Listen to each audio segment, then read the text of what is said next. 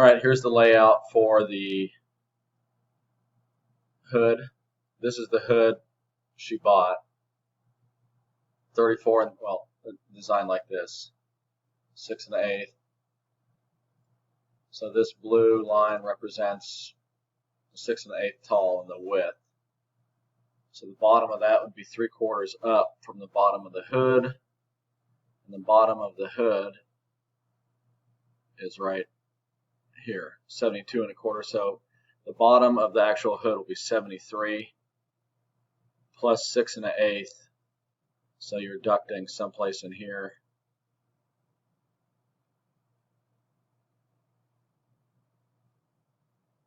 I don't know, 88 inches. And then the electrical, just a plug-in for that thing. Somewhere above that. Shelly's going to come down and dial all this in or make sure it's all good on. But if we move this fridge, this panel on the left side of the dishwasher over,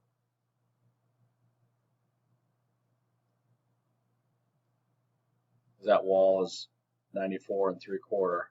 But if that panel is 1/4 inch away,